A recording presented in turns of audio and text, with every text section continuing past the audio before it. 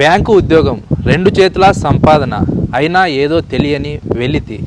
మనం తింటున్న ఆహారం ఆరోగ్యకరమైనది కాదనే ఆలోచన, ఇవన్నీ కలగలిపి హెబ్బేవు ఫార్మ్స్ అంకురార్పణ జరగడానికి స్ఫూర్తినిచ్చాయి. అనంతపురం జిల్లాలోని పెనుగొండ సమీపంలో హెబ్బేవు ఫార్మ్స్ స్థాపించినటువంటి ఆశ్రిత్ కిషన్ మనతో ఉన్నారు. ఆయన అడిగి మరిన్ని విషయాలు తెలుసుకుందాం. Hello sir, welcome to RTV. Thank you sir. ప్రధానంగా ఈ హెబ్బేవ్ ఫార్మ్స్ ఏర్పాటు చేయాలనే ఆలోచన మీకు ఎలా వచ్చింది? యాక్చువల్లీ ఈ హెబ్బేవ్ ఫార్మ్స్ అనేది ఒక ఇది ఈ నా సొంత అన్నయ్య మెడికేషన్ వాడి నేను ఇద్దరు వాడికి ఒక థాట్ ఐడియా అనేది వాడికి ఒక స్పార్క్ అయిన తర్వాత సో దాని తర్వాత మనం ఈ ఇండస్ట్రీలో ఎలా చేయాలి, ఏం చేయాలి అనే ఒక ఆలోచనలో ఉన్నాం. యాక్చువల్లీ ఆ టైంలో నేను మా ఇద్దరు ఫస్ట్ బ్యాంకింగ్ సెగ్మెంట్లో ఉన్నాం. బ్యాంకింగ్ సెగ్మెంట్లో ఉండేటప్పుడు we are into very good salary.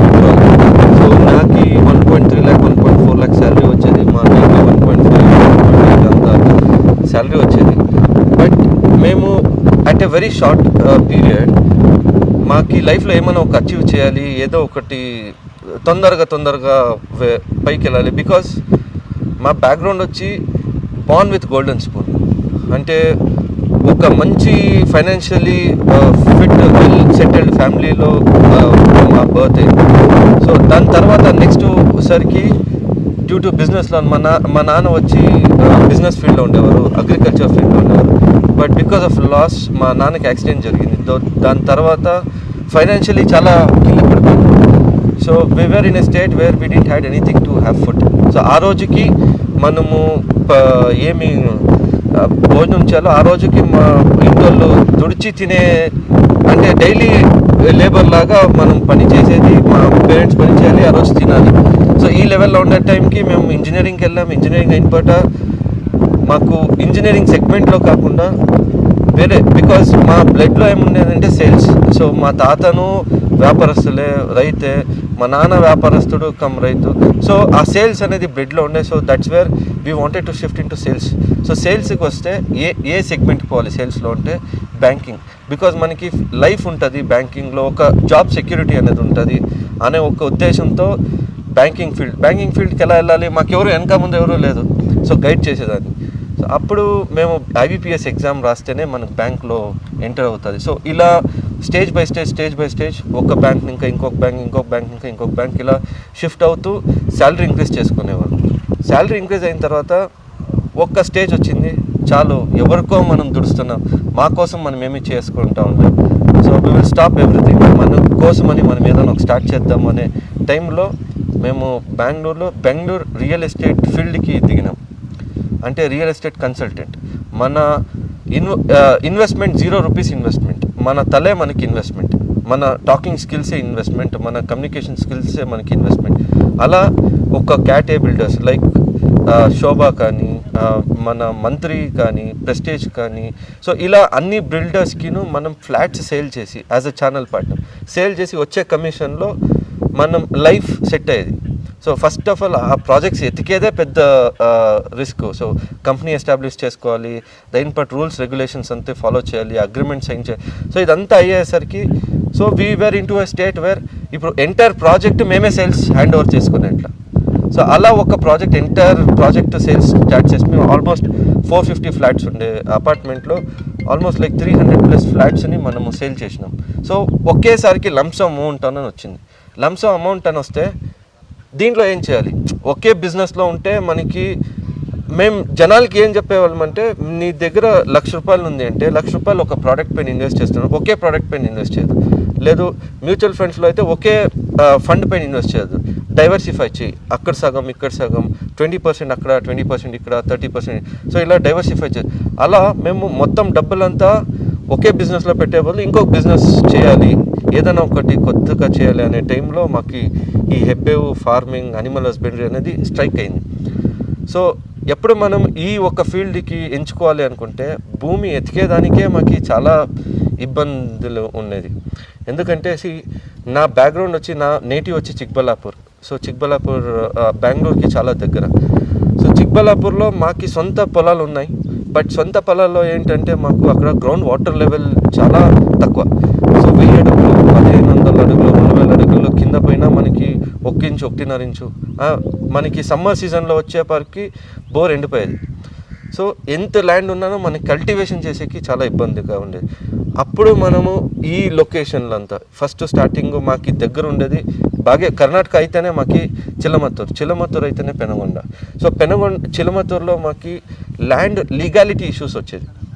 So ఇప్పుడు మేము ల్యాండ్ కొన్నాము, ఇది మా నెక్స్ట్ జనరేషన్కి మనము ఈ ల్యాండ్స్ని అట్లే కంటిన్యూ చేయాలని మా డ్రీమ్గా ఉండే. బట్ లీగల్ ఎప్పుడు పాస్ అవ్వదు. మేము legals from 1928 from the inception of document డైక్లాట్ పుట్టినప్పుడు ఇంకా మనం లీగల్ తీస్తుంటాం. సో లీగల్ 100% ఎప్పుడు పాస్ అవ్వదు. అప్పుడు మనకి వద్దు ఈ ఇయర్ చాలా ఆల్మోస్ట్ లైక్ 6 months ఒకే ఏరియాలో ప్రతిరోజు బెంగళూరు ఇంకా వచ్చేది 9 గంటలకి రావాలి, ల్యాండ్స్ ఎతకాలి, బ్రోకర్స్ ద్వారా వీళ్ళ ద్వారా మనకి ల్యాండ్ సక్సెస్ అవ్వట్లే. అప్పుడు నేను మా అన్న డిసైడ్ చేసి ఈ ఏరియాకి ఎంటర్ అయినాం.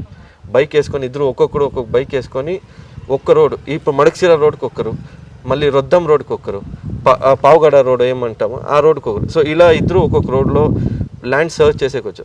ల్యాండ్స్ ఎప్పుడు మేము సర్చ్ చేసేకి స్టార్ట్ చేస్తాము అప్పటికి బేసిక్ మనకి ఏమంటే గ్రౌండ్ వాటర్ బాగుండాలి, మళ్ళీ మనకి ఫర్టైల్ ల్యాండ్ ఉండాలి, ల్యాండ్స్కేప్గా ఉండాలి. ఇప్పుడు మనకి చిలమత్తూరు ఏరియా అంతా ఎలా ఉంటుంది అంటే కొండలు గుట్టలు ఎక్కువ, ల్యాండ్ ఫ్లాట్గా ఉండదు. సో వాగులు వంకలు ఇవన్నీ ఎక్కువ ఉంటాయి. మనకి ఫర్టైల్ ల్యాండ్గా ఉండాలి. అంటే దానిపైన మళ్ళీ డబ్బు ఇన్వెస్ట్ చేసి దానంతా లెవెల్ చేయాలంటే చాలా ఇన్వెస్ట్మెంట్ అవుతుంది. సో కాబట్టి డబ్బు రోజు ఎక్కువైనా పర్లేదు, బాగుండే ఫర్టైల్ ల్యాండ్ చూడాలి. అప్పుడు ఈ ఏరియాకి వచ్చే స్టార్టింగ్. సో ఈ ఏరియా స్పెషాలిటీ ఏంటంటే మనకి ఇప్పుడు రాయలసీమకి ఒక ట్యాగ్ లైన్ ఉండేది. ఈ రోజుకి చాలామందికి కర్ణాటకలో ఉండే వాళ్ళకి కానీ బెంగళూరులో ఉండే వాళ్ళకి కానీ ఒక ఏం అర్థమవుతుంది అంటే అనంతపూర్ జిల్లా కానీ ఈ రాయలసీమ ప్రాంతం ఏ ప్రాంతం ఉన్నా ఈ ప్రాంతాలకంతా వర్షం లేదు, వాళ్ళకి నీళ్ళు లేదు, వాళ్ళు పంట పండరు అనే ఒక ట్యాగ్ లైన్ అటాచ్ అయింది. సో గవర్నమెంట్ మనకి ఏం చేసింది, మనకు ఐంద్రినివా కెనాల్ అని ఇచ్చి, సో పెనుగొండకి చాలా దగ్గరలో కియా ఫ్యాక్టరీ కాడ మనకి గొల్లపల్లి రిజర్వాయర్ ఉంది. ఆ రిజర్వాయర్ ద్వారా ఇక్కడున్న ప్రతి లేక్స్కి వాటర్ ఇయర్లీ ట్వైస్ ఫిల్ అవుతుంది. సో దాన్ని ఇంకా మనకి గ్రౌండ్ వాటర్ రీఛార్జ్ అవుతుంది.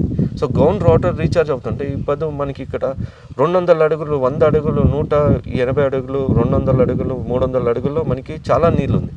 3 ఇంచు నీళ్ళు, 3.5 ఇంచు నీళ్ళు. సో మన పంట పండేదానికి బేసిక్ వచ్చి వాటర్, సెకండ్ వచ్చి సాయిల్. సో ఈ రెండు నాకు ఇక్కడ దొరికింది. ఎప్పుడు నేను ఈ రెండు నాకు సఫిషియెంట్గా ఉందో కల్టివేషన్ స్టార్ట్ చేస్తే అప్పటికి బెంగళూరు ఇంకా వచ్చేది పోయేది అలా అప్ అండ్ డౌన్ చేసుకుంటూ చేస్తున్నా. సో అంటే ఇప్పుడు మీరు ఇక్కడికి వచ్చిన తర్వాత పెనుగొండకి మొత్తం ఎంత ల్యాండ్ కొనుగోలు చేశారు? సార్ ఫస్ట్ నేను స్టార్ట్ చేసింది వచ్చి 15 ఎకరాలతో స్టార్ట్ చేశాను. ఫస్ట్ నా ప్రాజెక్ట్ వచ్చి 15 ఎకర్స్లో మనం ఎప్పుడు కల్టివేషన్ చేస్తున్నాం. నేను నార్మల్ ఫార్మర్ లాగా ఇక్కడ లోకల్ ఫార్మర్ ఎలా కల్టివేషన్ చేస్తాడు, ఏ క్రాప్ కల్టివేషన్ చేస్తాడు అలాగే కల్టివేషన్ చేసేవాడిని. So by using fertiliser, manure, DAP, urea ఇవంతా యూజ్ చేసుకుంటూ నేను పంట పండించేవాడిని. సో ఎప్పుడు నాకి వాడికి ఒక వ్యత్యాసం అనేది లేకపోయినా నేను ఏమైనా కొద్దిగా డిఫరెంట్గా ఉండాలి అని చెప్పి అప్పుడు ఒక 9 ఆవుల్ని మనం స్టార్ట్ చేసినాం. సో అనిమల్ హస్బెండరీ అనేది స్టార్ట్ అయింది దానివల్ల. ఎందుకంటే ఈరోజు మన ఇండియా బేసిక్ వచ్చి it's an agricultural background country. So ఇట్లాంటి అగ్రికల్చరల్ బ్యాక్గ్రౌండ్ కంట్రీలో మనము 90% to 100% మనము ఆర్గానిక్ వేలో కల్టివేషన్ చేస్తుండేవాళ్ళం. So over a period of time అది ఇన్ఆర్గానిక్గా కన్వర్ట్ అయిపోయింది. అంటే ఫర్టిలైజరు, డిఏపి, కాంప్లెక్స్, యూరియా ఇవంతా వాడుతూ అది చాలా కాంప్లికేషన్గా అయిపోయింది.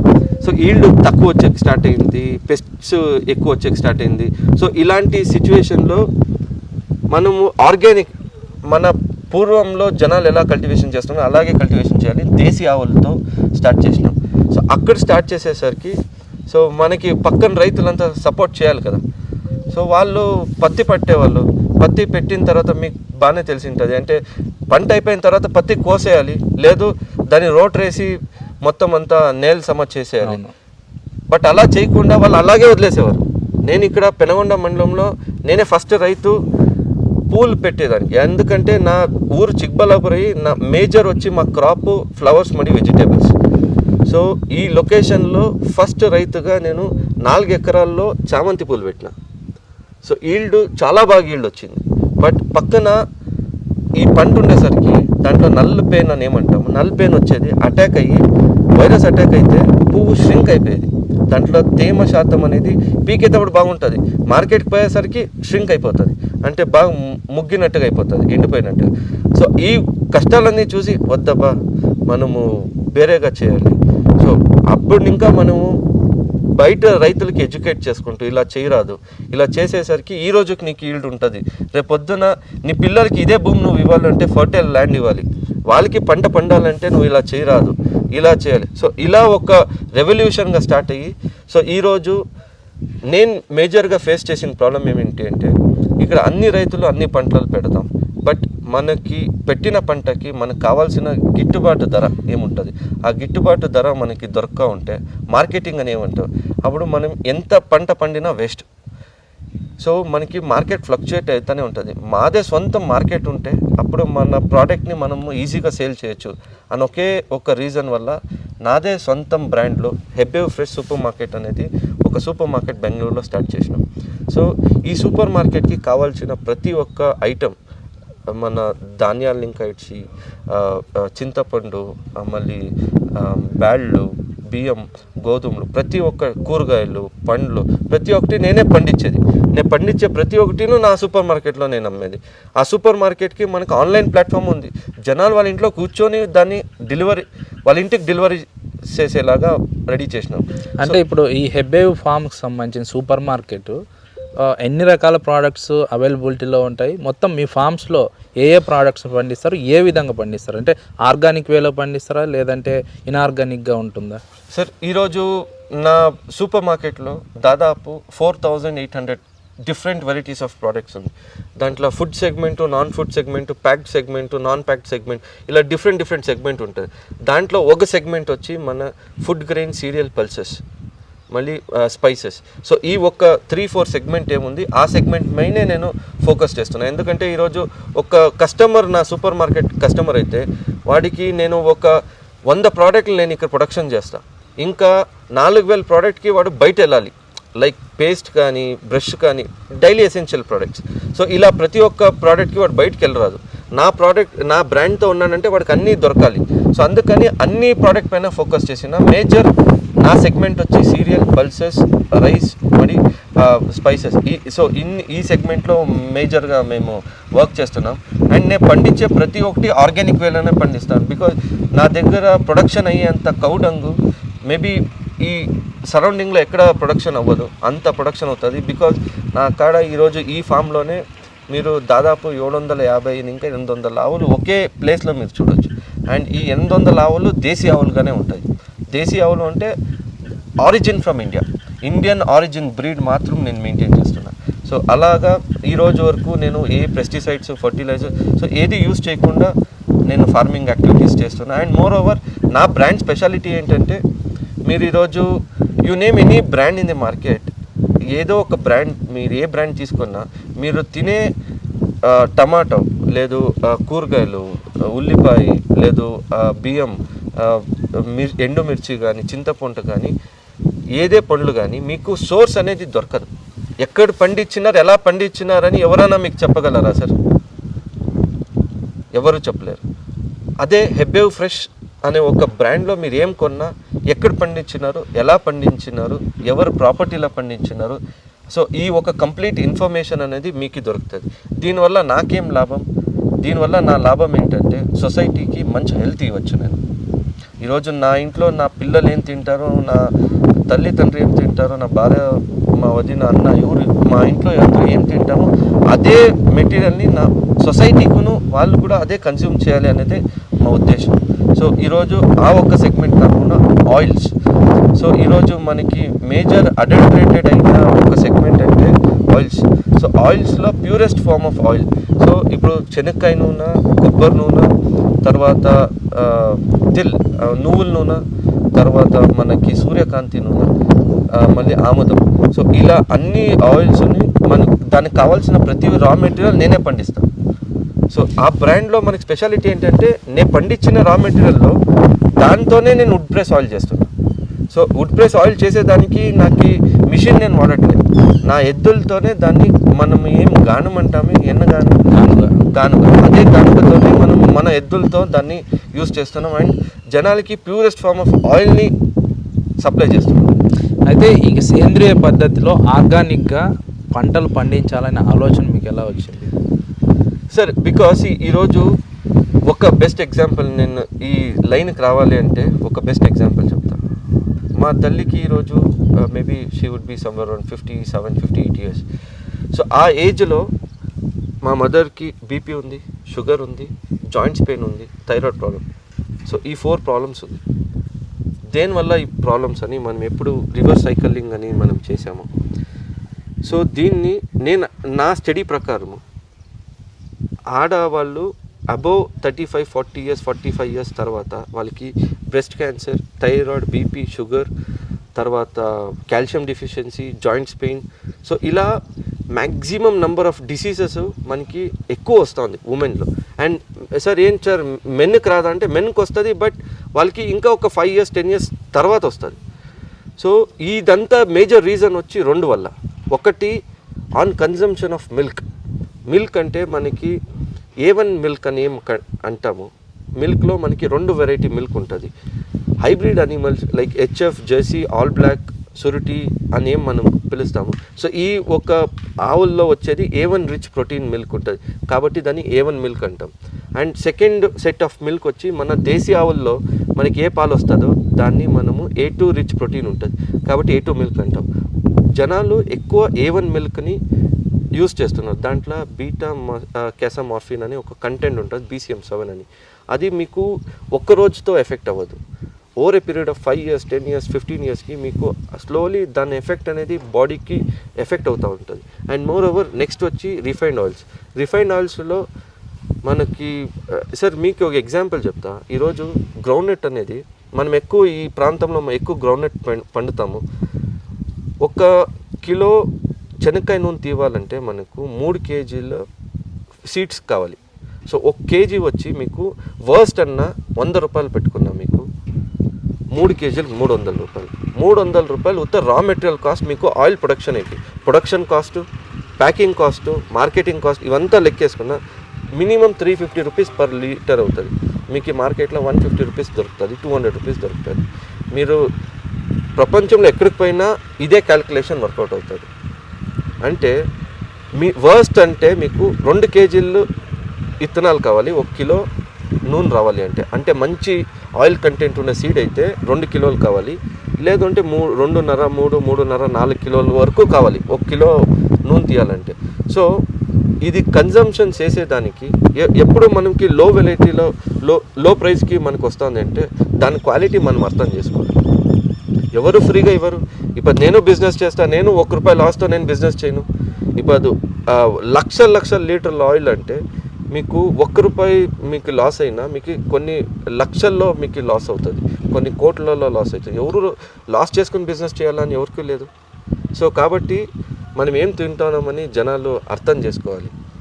హాస్పిటల్స్కి మనం 10,000 20,000 30,000 మనం హాస్పిటల్స్ పెట్టే జాగాలో మనం ప్రతిరోజు మనం ఏం ఫుడ్ తింటామో ఆ ఫుడ్ క్వాలిటీ ఫుడ్ అయి ఉండాలి. సో దానిపైన డబ్బులు ఇన్వెస్ట్ చేసుకోవాలి. సో అప్పుడు మనకి మంచి హెల్త్ అనేది మనకి ఉంటుంది. సో ఈ ఒక అన్ని స్టడీ వల్ల ఈరోజు ఆర్గానిక్ అనేది సార్ మీరు నాకు ఒక చెప్పండి సార్, మీ తాత మీ ముత్తాత మా తాత మా ముత్తాత అట్లీస్ట్ 2 generation 3 generation ముందు మన పల్లెటూరులో ఏ రోజైనా కిడ్నీ ఫెయిల్యూర్ విన్నారా సార్? ఏ రోజైనా డయాలిసిస్ విన్నారా సార్? ఏ రోజైనా హార్ట్ అటాక్ విన్నారా సార్? ఏ రోజైనా డయాబెటిక్ విన్నారా సార్? బీపీ, షుగర్, లేదు థైరాయిడ్ ప్రాబ్లం, బ్రెస్ట్ క్యాన్సర్, ఇది ఏ రోజైనా పల్లెటూరులో చూసారా సార్ మీరు? ఎప్పుడూ లేదు. ఎందుకు సార్? ఇప్పుడు పల్లెటూరులోనూ బీపీ షుగర్ అంతా వచ్చేసి ఎందుకు సార్? సో మనం ఎక్కడో తప్పు దవలో వెళ్తున్నాం, దాన్ని మనం సర్దించుకోవాలి. ఈ ఒక్క తప్పు దవలో వెళ్తున్నారా మీరు, దీన్ని మీరు కరెక్ట్ చేసుకోండి అని మనకు చెప్పించింది ఎప్పుడు అంటే కోవిడ్ సార్. కోవిడ్లో జనాలకి వాళ్ళ లైఫ్ ఎంత ఇంపార్టెంట్, వాళ్ళ హెల్త్ ఎంత ఇంపార్టెంట్, ఎంత ఇమ్యూన్గా ఉండాలి అని కోవిడ్ అందరికీ ఒక గుణపాఠం చెప్పిపోయింది సార్. అప్పటి నుండి జనాల ఒక కన్జంప్షన్ చేంజ్ అయింది. జనాలు ఏం చేస్తున్నారంటే మేమేం తింటున్నాం అనేది చెక్ చేసుకుంటున్నాం. క్వాలిటీ కావాలి, ఆర్గానిక్ కావాలి అనేది చాలా వరకు చేంజ్ జరిగింది. మేబీ 100 మందిలో కనీసం ఒక 5 మంది 10 మంది అయినా చేంజ్ అయినారు. సో ఈరోజు మనము చాలామందికి ఎడ్యుకేట్ చేయాలి. మీరేం తింటున్నారు, ఏం కన్జ్యూమ్ చేస్తున్నారు అనేది ఒక్కసారి చెక్ చేసుకోండి అనేది ప్రతి ఒక్క సిటిజన్కు మనము ఎక్స్ప్లెయిన్ చేయాలి. సో అది ఆ ఫేస్లో ఉన్నాం మనం. ఎప్పుడు జనాలు ఎడ్యుకేట్ అవుతారో అప్పుడు ఆటోమేటికలీ రైతులు అందరూ ఆర్గానిక్ వేలోనే వెళ్తారు. అయ్యో నేను ఫర్టిలైజర్ వేసి పండితే ఎవరు కొనేవాళ్ళు లేదప్ప, నేను సేంద్రియ పద్ధతిలో చేస్తే మాత్రమే జనాలు కొంటున్నారు అని ఎప్పుడు రైతులకు తెలుస్తుందో అప్పుడు అన్ని రైతులు మనకి సేంద్రియ పద్ధతిలో చేసేకి స్టార్ట్ అవుతారు. అయితే ఇప్పుడు ఆర్గానిక్ పద్ధతిలో వ్యవసాయం చేయాలంటే ఈల్డ్ అనేది చాలా తక్కువగా ఉంటుంది. అదే సమయంలో మార్కెట్లోకి వెళ్ళేసరికి వినియోగదారుడికి అధిక ధరల్లో కొనుగోలు చేయాల్సినటువంటి పరిస్థితి ఉంటుంది. అంటే ఇలాంటి పరిస్థితుల్లో ఒక రైతు ఆర్గానిక్ పద్ధతిలో వ్యవసాయం చేయాలంటే అది ఎంతవరకు లాభసాటి? సార్ మీకు ఫస్ట్ ఒక ఎగ్జాంపుల్ ఇవ్వాలి సార్. ఏంటంటే ఈరోజు మనకి మార్కెట్లో కార్ అనేది మీరు తీసుకోండి, లేదా బైక్ అనేది ఎగ్జాంపుల్ తీసుకోండి. మీకు 50,000కి ఒక బైక్ దొరుకుతుంది, ₹1,00,000 ఒక బైక్ దొరుకుతుంది, 2 లక్షలకు ఒక బైక్ దొరుకుతుంది, 10 లక్షలకి ఒక బైక్ దొరుకుతుంది. సో మన రిక్వైర్మెంట్ బట్టి మనకి మార్కెట్లో దాని ఒక బ్రాండ్ అనేది ఉంటుంది, మన రిక్వైర్మెంట్ బట్టి మనకు ఉంటుంది. అలా మనం ఏం సేంద్రియ పద్ధతిలో మనం చేస్తున్నామో దానికి అనే ఒక మార్కెట్ని మనం క్రియేట్ చేసుకోవాలి. లైక్ ఫర్ ఎగ్జాంపుల్ ఇప్పుడు నాది 1 క్వింటాల్ ప్రొడక్షన్ అవుతుంది అనుకోండి. 1 క్వింటాల్ ప్రొడక్షన్ అయితే నేను ఇప్పుడు మార్కెట్లో మీరు అడిగిన క్వశ్చన్ 100% కరెక్ట్. ఫర్ ఎగ్జాంపుల్ ఇప్పుడు టొమాటో అనుకోండి, టొమాటో ₹10 ఎగ్జాంపుల్ ₹10 కేజీ ఉంది. నార్మల్ ఫర్టిలైజర్ వేసి పెంచిన టొమాటో మనకి ₹10 మార్కెట్లో ఉంది. అదే నేను సేంద్రియ పద్ధతిలో చేయాలంటే కనీసం అన్నా నాకు ఒక ఎకరానికి 6 నుంచి 10 లోడ్లు ఎరువు తోలుకోవాలి.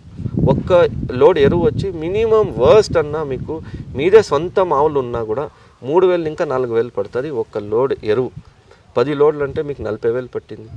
వాళ్ళకి ₹1,000 వేస్తే వాళ్ళకి కాంప్లెక్స్ వస్తుంది, 2,000 వేస్తే వాళ్ళకి ఇంకొక కాంప్లెక్స్ వస్తుంది, 500 పెడితే మందులు దొరుకుతాయి. మీకు ఇక్కడ వేళ్ళు ఖర్చు పెట్టాలి.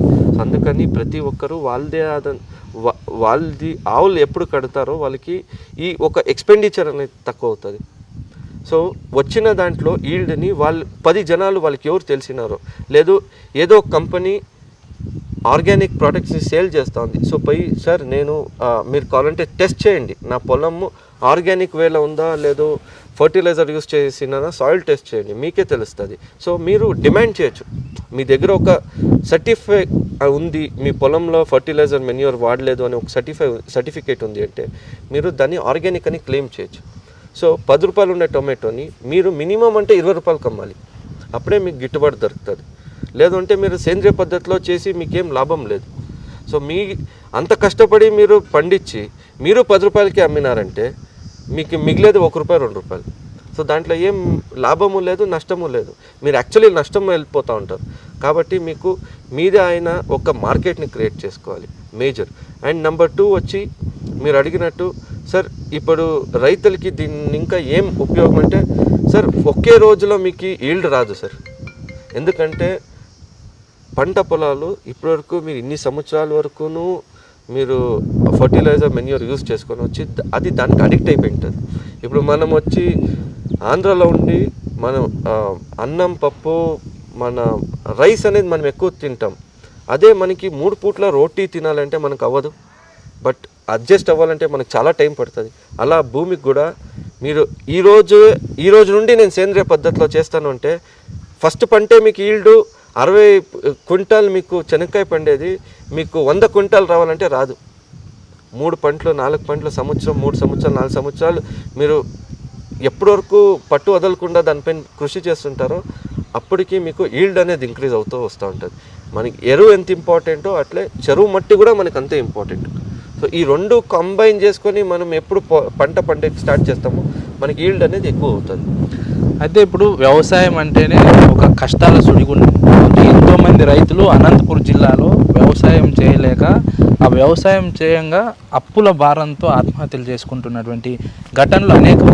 ఇలాంటి నేపథ్యంలో ఇన్ని ఎకరాల భూమిలో మీరు ఆర్గానిక్ వ్యవసాయాన్ని ప్రారంభించడానికి అంటే ఎలా ప్రారంభించారు, అసలు రైతులకు ఏం చెబుతారు మీరు?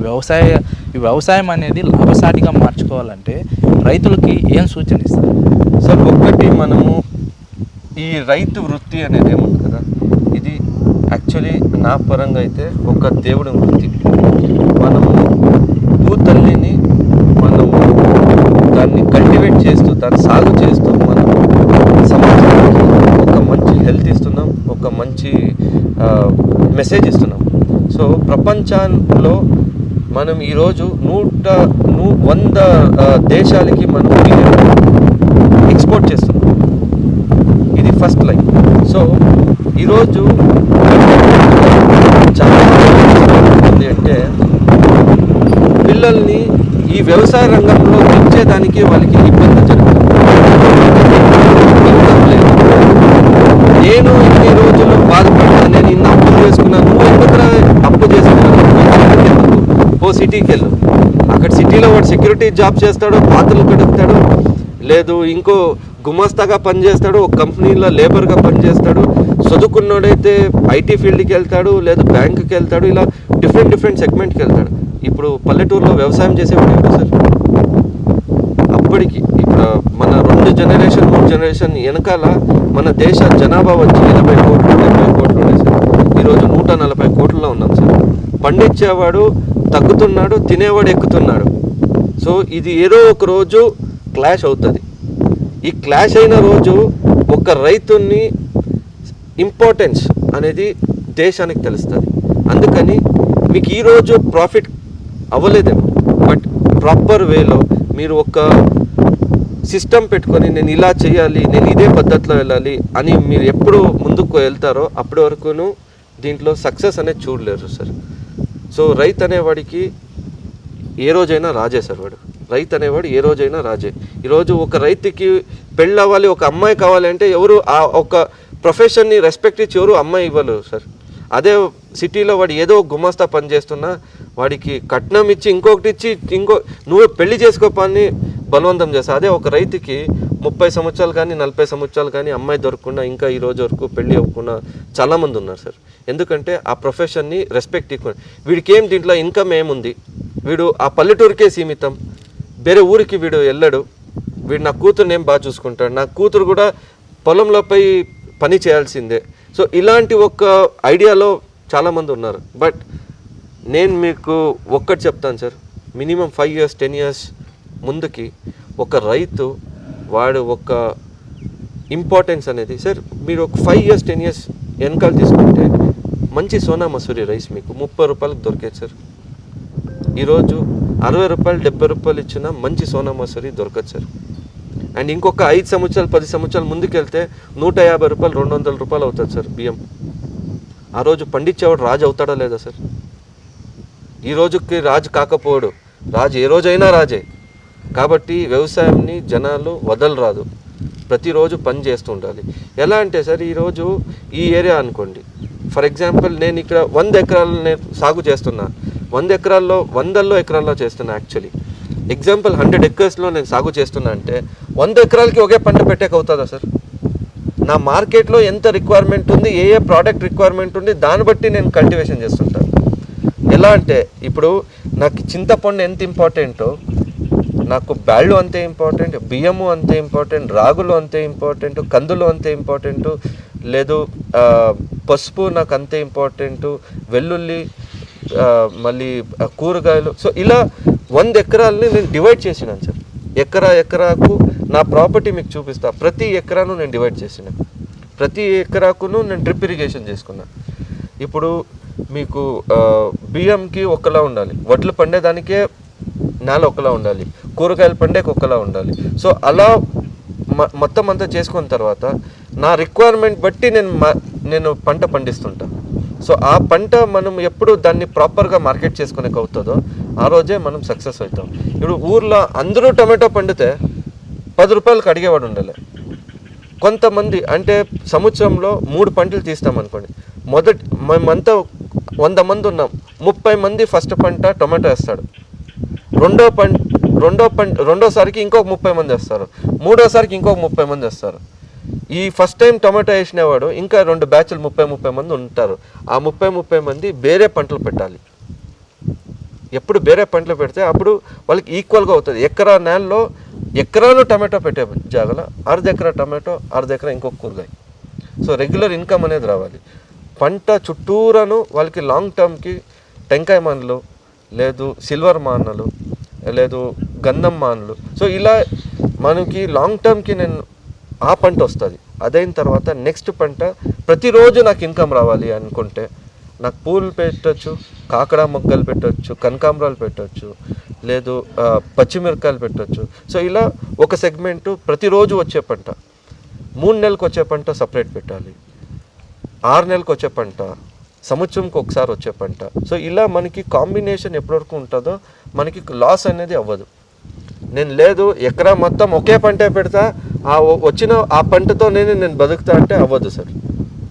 10 డిఫరెంట్ పంటలు ఉండాలి. ఒక్కసారి ఇప్పుడు లాంగ్ టర్మ్ మామిడి పంట అనుకోండి, పూత కాసే టైంకి వర్షం పడింది, పూత డ్యామేజ్, లేదు పూతని ఇంకా పిందైంది, పింద టైంలో వర్షం పడింది, డ్యామేజ్, లేదు కాయ పండే టైంకి డ్యామేజ్ అయిందండి. ఆ పంట పోతే మనకి మానుంది, నెక్స్ట్ పంట మనకి డబ్బులు వస్తుంది. ఇంకా మనకి ఇంకా 3 రకాలు ఉంటుంది, ఆ 3 రకాల్లో మన జీవనాలు నడిచిపోతుంది. సో అలా ఎప్పటివరకు మనం ప్లాన్ చేయమో అప్పటి వరకు మాకు ఈ ఒక సెగ్మెంట్ వ్యవసాయ రంగం ఈరోజు సక్సెస్ఫుల్ ఎవరికి అవ్వదు. మేమేం పండించినాం దానికి మనకి మార్కెట్ ఉందా లేదా. రేపు పొద్దున్న ఈరోజు బెంగళూరులో టొమాటో వచ్చి 100 రూపాయలు, 150 రూపాయలు, 200 రూపాయలు ఉంది. అంత విలువ ఉంది కదా. నేను ఈరోజు టమాటో నాటుతాను, నాకు డబ్బు వస్తుంది అంటే మీకు టమాటో ఎప్పుడు కటావుకి అవుతుందో ఆ టైంకి 10 రూపాయలు ఉంటుంది. మీరు ఎప్పుడు నాటుతారో మీ కటింగ్ వచ్చేసరికి పూర్తిగా పడిపోతుంది, రేట్ మొత్తం డౌన్ అయిపోతుంది. అవును, అంటే ఎక్సెస్ ఆఫ్ ప్రొడక్షన్. సో ఇలా మనం ఏ రోజు వరకు మనం ప్లాన్ చేయమో ఆ రోజు వరకును వ్యవసాయ రంగం మనకి సపోర్ట్ అంటే ఇన్కమ్ ఆదాయకంగా ఉండదు. అండ్ గవర్నమెంట్ స్కీమ్స్ చాలా ఉన్నాయి, చాలా అంటే చాలా స్కీమ్స్ ఉన్నాయి. ఆ స్కీమ్స్ గురించి పోయి తెలుసుకోవాలి. ఇప్పుడు గవర్నమెంట్ కొందరికి ఫ్రీ బోర్స్ ఇస్తాయి, కొందరికి డ్రిప్ ఇరిగేషన్ ఇస్తుంది, కొందరికి విత్తనాలు ఇస్తారు. సో మీరు కొంత డబ్బు పెడితే ప్రతి ఊర్లోనూ రైతు భరోసా కేంద్రం ఉంటుంది. ఆ మీ రైతు భరోసా కేంద్రంలో ఫీల్డ్ అసిస్టెంట్ ఉంటాడు. ఆ ఫీల్డ్ అసిస్టెంట్ నేను ఈ పంట పెడుతున్నాను, ఈ పంట పెడితే మాకేమో వర్షాల్లో ఏమైనా ఇబ్బంది కలిగితే దీనికి మనకి ఇన్సూరెన్స్ ఉంటుందా లేదా, ఈ పంట నేను పెట్టచ్చా పెట్టరాదా, సాయిల్ టెస్ట్ మీ దగ్గర ఉన్న మట్టి తీసుకెళ్ళి టెస్ట్ చేయించండి, ఈ మట్టిలో నేను ఏం పండేకి కరెక్టు అని. సో మీకు నియర్ బై ఎక్కడ మార్కెట్ ఉంది, ఆ మార్కెట్లో ఏ ప్రోడక్ట్ మీకు ఈజీగా సేల్ అవుతుంది. సో ఈ ఒక్క స్టడీ చేసి మనం పంట పండితే ఏ రోజు లాస్ అవ్వం సార్. అయితే ఇప్పుడు మీ హెబేవ్ ఫార్మ్స్కి సంబంధించి బిజినెస్ ఎలా ఉంది, స్టార్టింగ్లో ఎలా ఉంది, ఇప్పుడు ఎలా ఉంది, ఈ గ్రోత్ అనేది ఎలా ఉంది, ఈ ఫేజ్లో మీరు ఎలాంటి కష్టాలను ఎదుర్కొన్నారు, నష్టాలను ఎదుర్కొన్నారు? సార్ నేను మీకు ఒక బెస్ట్ ఎగ్జామ్ చెప్పాలంటే కరోనా నాకు చాలా గుణపాఠం నేర్పించారు. ఆ టైంలో నా కాడ దాదాపు 10-15 వెరైటీల పంట ఉంది. మీకు తెలుసు అనంతపూర్ జిల్లాలో మనము కర్బూజం, మళ్ళీ మస్క్ మిలన్, తర్వాత క్యారెట్ పండుతాము, క్యాబేజ్ పండుతాము, కాలీఫ్లవర్ పండుతాము, బీన్స్, ముల్లంగి, తర్వాత కుకుంబర్, దోసకాయ, సో తర్వాత మనకి టమాటా, వంకాయ. సో ఇలా నా దగ్గర 10-15 వెరైటీల పంట ఉంది. ఆ టైంలో నాకు major market Bengaluru. First lockdown, first corona, బండి లోడ్ చేసిన బెంగళూరు తీసుకుపోయినా పోలీసు వాళ్ళతో రేట్ తిని వాపస్ బండి తీసుకొచ్చిన, అమ్ముకునే జాగలేదు. వచ్చిన ప్రతి ఒక్క వాటర్ మిలన్ నా దగ్గర 10 ఎకరాల వాటర్ మిలన్ ఉంది. ఏం చేయాలి నాకు తెలియదు. ఆ రోజు నేను ఏం చేయాలో తెలియకుండా అన్ని లక్షల్లో లాస్ అవుతా ఉంది. వాటర్ మిలన్ అంతా కోసి సీడ్స్ అంతా ఎక్స్ట్రాక్ట్ చేసి ఎండుకేసి అది ఏం మనకి పైన ఉంటుందో అదంతా ఆవులకు తినిపించుకుంటా. వచ్చిన కూరగాయల్లో మిక్స్డ్ పిక్కల్, ఎప్పుడు మనకి డైరెక్ట్ ప్రోడక్ట్లో డబ్బు లేదు సార్. బై ప్రోడక్ట్ ఏ రోజు చేస్తాను ఆ రోజే డబ్బు. ఉన్న కూరగాయలతో అంతా నేను ఊరగాయ పెట్టించాను. ఊరగాయ పెట్టించి ఆ ఊరగాయ అంతా స్టోర్ చేసిన. ఎప్పుడు మార్కెట్ ఓపెన్ అయిందో అప్పుడు ఊరగాయలు, ఎందుకంటే ఊరగాయ కుల్లదు. సంవత్సరం పెట్టు, 2 సంవత్సరం పెట్టు, నీట్గా కుల్లదు. సో బాగా ఊరింటుంది. సో మార్కెట్లో టేస్ట్ ఎక్కువ. సో అలా వచ్చిన కూరగాయలది అంటే మొత్తం అంతాను చేసినానంటే నా జీవాలకు పెట్టి కొన్ని వేస్ట్ కూడా అయింది, బట్ మ్యాక్సిమం యూటిలైజ్ చేసి ఆ రోజు నాకు తెలిసింది ఏ రోజు వరకు నా సొంతం మార్కెట్ ఉండదు, నా సొంతం బ్రాండ్ ఉండదు. ఆ రోజు వరకు ఇదే కష్టమే నేను పడాలి. అని ఆ రోజు హెబ్బేవ్ ఫ్రెష్ అనే ఒక సూపర్ మార్కెట్ నేను స్టార్ట్ చేసిన. ఆ రోజు నేను స్టార్ట్ చేసినప్పుడు ఏది ఎలా పండాలి, ఏది ఎలా ఈల్డ్ తీయాలి, ఇది ఏబిసిడి నాలెడ్జ్ లేదు. సో డే బై డే మనకి చేస్తూ మనకి అనుభవం అయింది. సో అలా 40 క్వింటాల్ చెనక్కాయ పండే 20 క్వింటాల్ చెనక్కాయ పండే లెవెల్ వరకు. అంటే ఈ పేరు పెట్టడానికి కారణం దానికి ఫుల్ ఫామ్ ఏంటి సార్? హెబ్బేవు అనేది ఎర్రవేప, కన్నడలో ఎర్రవేపని హెబ్బేవు అంటారు. దాని బొటానికల్ నేమ్ వచ్చి మిల్లెడూబియా, ఇంగ్లీష్లో దాన్ని మిల్లెడూబియా అంటారు. హెబ్బేవు అనే పెట్టాలి ఎందుకు అంటే మాకున్న పొలాల్లో అప్పటికే మేము చాలా హెబ్బేవు వేసినాం. ఎందుకంటే మేము అప్పుడు ఇంకా పని చేసేవాళ్ళం, నీళ్ళు ఎక్కువ లేదు. సో టింబర్ వుడ్ అనేవి టింబర్ వుడ్లో మనకి తెలిసిన టింబర్ వుడ్లో మిల్లెడూబియా ఎక్కువ. గంధం వేసినాము, మిల్లెడూబియా వేసినాము, సార్వేమాన్లు వేసినాము, సిల్వర్ ఓక్ వేసినాము, మహాగణి వేసినాము. దీంట్లో అన్నిట్లోనూ ఎక్కువ మిల్లెడూబియా అంటే హెబ్బేవు అనేది చాలా ఎక్కువ ఈల్డ్ వచ్చింది. సో ఆ టైంలో అందరూ ఏమేమో పేర్లు పెట్టుకున్నారు. మేము యాలో ఒక చెట్టు పేరు మన బ్రాండ్ పేరుగా పెట్టుకోరాదు. ఎందుకంటే మన మూలం ఆ వేర్లు ఎలా పోయిందో అలా మన వేర్లోనూ ఇండియా మొత్తం వెళ్ళాలి అని ఒకే కారణం వల్ల ఆ బ్రాండ్ పేరు హెబ్బేవు అని పెట్టింది. సో హెబ్బేవు బ్యాక్గ్రౌండ్ వచ్చేది సార్. అయితే ఇప్పుడు ఈ వ్యవసాయం చేయడానికి చాలామంది మ్యాన్ పవర్ కావాలి, చాలా కష్టంతో కూడుకొని ఉంటుంది పని మొత్తం. అవును. అంటే ఎలా మెయింటైన్ చేస్తున్నారు? ఇది వీళ్ళకి సంబంధించిన కూలీలు కావచ్చు, లేదంటే డైలీ మీ దగ్గర పని చేయడానికి వర్కర్స్ని ఎలా మెయింటైన్ చేస్తున్నారు సార్? ఇక్కడ నాకు లేబర్స్ వచ్చి ఒక 5 సెగ్మెంట్ లేబర్స్ ఉంటారు సార్. ఒక సెగ్మెంట్ లేబర్ వచ్చి డైరీ లోపలే పనిచేసి ఆవుల పాలనలోనే ఇన్వాల్వ్ అయ్యారు. వాళ్ళు పొద్దున్నే లేచినప్పటి నుండి రాత్రి పడుకునే వరకు ఆవులతోనే ఉంటారు. వాళ్ళు ఆవులు ప్యాడ్ ఎత్తుకుంటూ, ఆవులకు మ్యాథ్ వేసుకుంటూ, పాలు పిండుతూ, మెడిసిన్ చేసుకుంటూ అట్లా ఒక సెగ్మెంట్. వాళ్ళంతా యూపీని ఇంకా ఉన్నారు. యూపీ మరి ఎంపీ, మధ్యప్రదేశ్ మరి ఉత్తరప్రదేశ్ ఇంకా ఉంటారు. లేబర్ వచ్చి ఈ ఒక డైరీకి సప్లిమెంట్ అంటే ఎలా ఉండాలి అంటే మనకి ఆవులకి మేత కావాలి, ఆ మేత పండించే దానికి ఇంకొక లేబర్ కావాలి, దానికి ఇంకొక లేబర్, అదే బ్యాచ్ లేబర్ అంటే అదే స్టేట్ లేబర్స్ అది చేస్తారు. అది కాకుండా లోకల్లీ మనకి అవైలబుల్ లేబర్స్ వాళ్ళతో డైలీ వేజెస్ లైక్ ఆడవాళ్ళు మనకి చెత్త దోకే దగ్గర నుంచి ఇడిసి గడ్డి కోసే దగ్గర నుంచి ఇడిసి, సో ఇలా లోడింగ్కి కానీ ప్రతి ఒక్కదానికి మన లోకల్ ఆడవాళ్ళు ఇక్కడ చుట్టుపక్కల మనకి 10 పల్లెటూర్లు ఇంకా లేబర్లు వస్తారు. దాదాపు రోజుకి ఒక 500 మంది 600 మంది లేబర్లు వస్తారు. రెండోది వచ్చి మనకి మగవాళ్ళు మన ఫెన్సింగ్ పని ఇంకా ఇడిసి, కన్స్ట్రక్షన్ పని ఇంకా ఇడిసి, నీళ్ళు కట్టేదాన్ని ఇంకా ఇడిసి ప్రతి ఒక్కదానికి లోకల్ లేబర్లు ఉంటారు. ఇంకొక సెట్ ఆఫ్ లేబర్ అంటే డాక్టర్స్, ప్రొఫెషన్స్. సో మేనేజర్ ఉంటారు. ప్రతి పొలాలకిను ప్రతి ఫామ్కి ఒక సూపర్వైజర్ ఉంటాడు, అన్ని సూపర్వైజర్లకి మేనేజర్లు ఉంటారు. సో ఇలా ప్రతి ఒక్కటిను ఇన్డెప్త్గా చెట్టును చెక్ చేయాలి, ఎకరాను చెక్ చేయాలి, పంట చెక్ చేసేదానికి అన్ని సెట్ ఆఫ్ లేబర్స్ ఉంటారు. మనకి ఈ సూపర్వైజర్స్ మళ్ళీ వీళ్ళంతా గ్రాడ్యుయేట్స్ ఉంటారు, బీఎస్సీ అగ్రికల్చరిస్ట్ అంటే వ్యవసాయమే చదివి వచ్చిన వాళ్ళు. వ్యవసాయ రంగంలో ఏదో ఒకటి చేయాలి అని వ్యవసాయ రంగంలో ఏం చదివినారో వాళ్ళు రియాలిటీకి మనం తెస్తున్నాం. వాళ్ళకి సపరేట్ ట్రైనింగ్ ఉంటుంది, ఏ పంటని ఎలా తీయాలి, ఎలా దిగుబడి తీయాలి, ఎట్లా పని చేయించాలి. సో ఇలా ట్రైనింగ్ ఇచ్చే వాళ్ళకి మొత్తం అందరినీ పొలంలో కల్టివేషన్కి యూజ్ చేస్తున్నాం సార్. అయితే ఇప్పుడు వ్యవసాయం రంగంలో ప్రధానంగా రైతులు పచ్చి సరుకును తెగనమ్ముతున్నారు, దానివల్ల చాలా నష్టపోతున్నారు. దీనికి ఆల్టర్నేటివ్గా ఏం చేయగలిగితే రైతులకు లాభం వస్తుంది సార్? ఇప్పుడు పచ్చి సరుకు అంటే దాంట్లో ఏమేమి పళ్ళు ఉంటాయి అవి ఉంటుంది సార్. పచ్చి సరుకులో మీకు కూరగాయలు ఉంటాయి, పళ్ళు ఉంటాయి సార్. ఇప్పుడు ఫర్ ఎగ్జాంపుల్ మీకు ఈ ఒక అనంతపురం జిల్లాలో ఎక్కువ వచ్చి మామిడి పండ్లు సార్.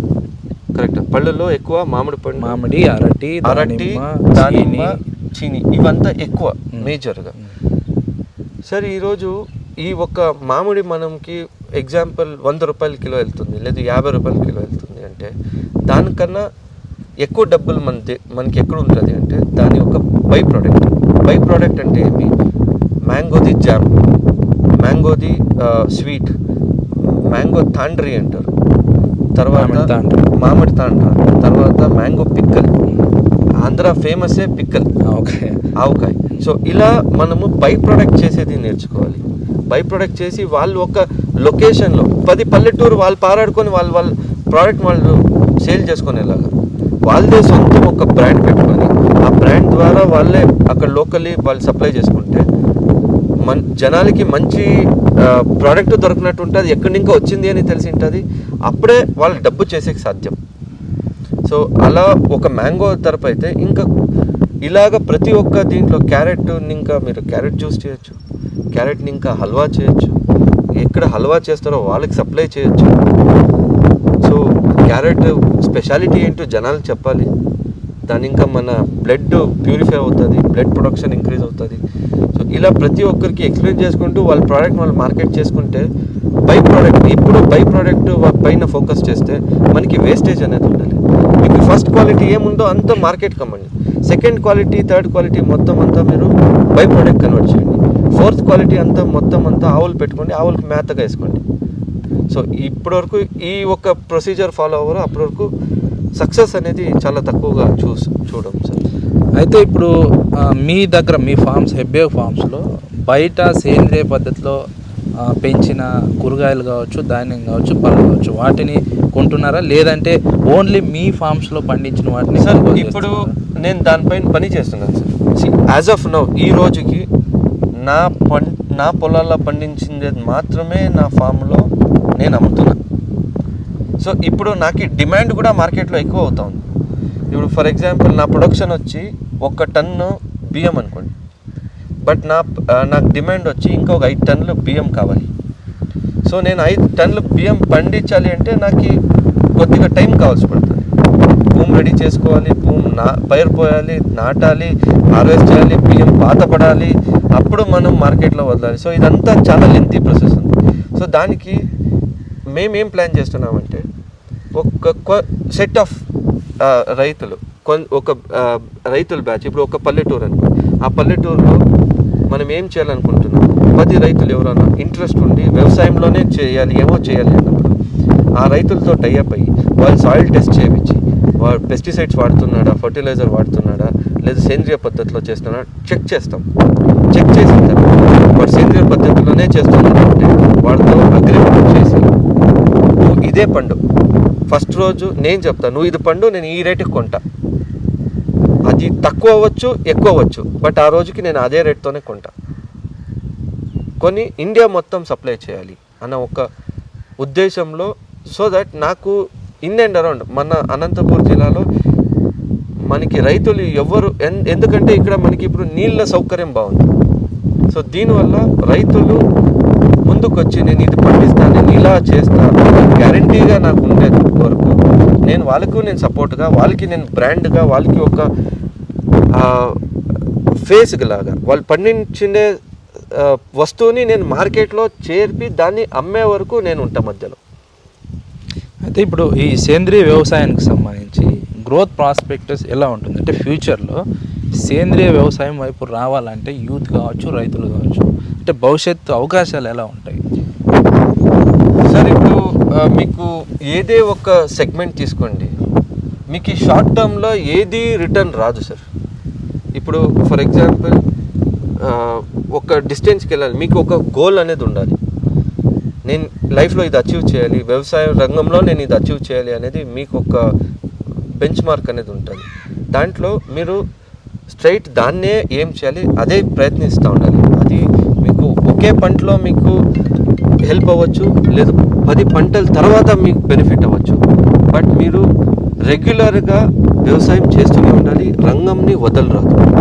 ఎప్పుడు మీరు లాంగ్ టర్మ్లో మీరు వ్యవసాయం చేస్తుంటారు, 100% మీకు ప్రాఫిట్గానే ఉంటారు, 100% మీరు సక్సెస్ అవుతారు. మీరు ఒక్క సంవత్సరం చేస్తారు, 3 పంటలు వేస్తారు, 3 పంటలు లాస్ అయింది అంటే మీకు మళ్ళీ 2వ సంవత్సరం మీరు వ్యవసాయం రంగంకి రారు, వదిలేస్తారు. అలా వదలకుండా దాన్నే చేసుకుంటూ వస్తుంటే మీరు 100% సక్సెస్ అవుతారు. అండ్ సేంద్రియ పద్ధతిలో పండించిన దానికి ఇండియా ఒకటే కాదు సార్ మార్కెట్, ప్రపంచం ఆద్యంత మనకి మార్కెట్ ఉంది. సో ప్రపంచంలో ఏదే దేశం తీసుకోండి, మనలా పండించే దేశం ఏది లేదు. మన పండించే క్వాలిటీలో మనం పండించే లాంటి కూరగాయలు కానీ పంటలు ఏదైనా స్పైసెస్ కానీ ఏదైనా కానీ మనలా వేరే ఎవడు పండించలేదు. మనకి ఇండియా ఒకటే కాదు మార్కెట్, మనకి దునియా మొత్తం మార్కెట్. సో దునియా మొత్తం ఎక్కడికైనా మనం ఎక్స్పోర్ట్ చేసే ఇప్పటివరకు మనం మన ఏం అది కాకుండా లోకల్ అనంతపూర్ ఎగ్జాంపుల్ అనంతపూర్ ఇప్పుడు పెనుగొండ మార్కెటే నాకు చాలు అనుకుంటే పెనుగొండ 10 రూపాయలు ఉంటుంది, బెంగళూరులో 20 రూపాయలు ఉంటుంది. నేను బెంగళూరు వరకు పోను, పెనుగొండలోనే అమ్ముకొని వచ్చేస్తే ఇంకెక్కడ మీరు సక్సెస్ అవుతారు? సో అప్పటి వరకు మీ ఏం పెద్దగా ఉంటుందో అప్పటి వరకు మీరు అచీవ్ అయ్యేది మన ఏం చాలా పెద్దగా ఉంటుంది. అయితే ఫార్మర్ టు ఎంటర్ప్రైనర్గా మారాలంటారు. అలా మారినప్పుడే సక్సెస్ అనేది సాధ్యం. 100%.